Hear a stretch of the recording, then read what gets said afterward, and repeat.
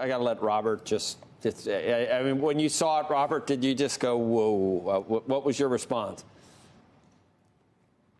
My response was, number one, that the ARBs were kind of right here. I mean, we've seen this spread, as Andrew and I have been talking about over the past week, we've seen this spread widen beyond the normal M&A parameters. It was more than 10%. It widened even more this week after Elon said at that FT conference that this was, quote, far from a done deal. And then the second thing is, whatever his intentions were, and you're right, I don't even know if he knew what his intentions were going into this, he walks away with two big personal financial benefits. One, he has this $8.5 billion of Tesla cash that after selling those shares in April for this deal, many people saw that as a sign that he was going to go through with this, but he does still have that cash. Even if he pays this $1 billion breakup fee, that means he has $7.4 billion in cash. Maybe he can now buy a house finally in Texas. But the other big thing people haven't realized is that he may walk away with a big tax benefit here if this deal doesn't close, and that's because the shares he sold last month were likely the same shares that he bought last year as part of that options exercise.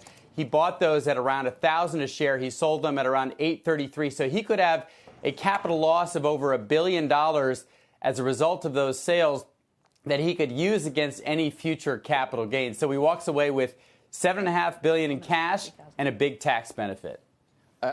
You have to offset it against, and how many years do you have to offset against capital gains? A gain. You have to offset again. I'm not sure what the limit is. There are lots of limits against income, and it's only $3,000. But against a gain, you can carry those forward for a long time.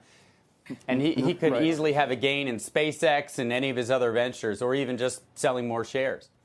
Dan, the temporarily.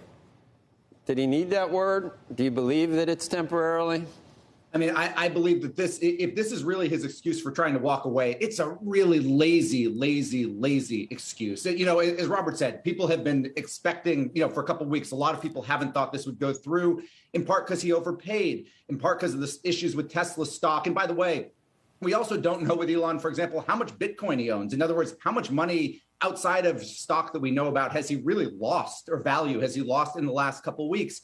But this temporarily thing, as you said, it was a tweet from May 2nd. This is an old story. I mean, this is supposed to be what due diligence is about. This is usually the reason why you don't buy a company or agree to buy a company in 11 days without talking to management. This is, as I said, it is lazy. If he really wanted to know the math behind this, he has agreed to buy the company. He knows the board. He could have called them. He could have asked for the math, gotten it, looked at it, and then made a determination. Didn't need to do it publicly.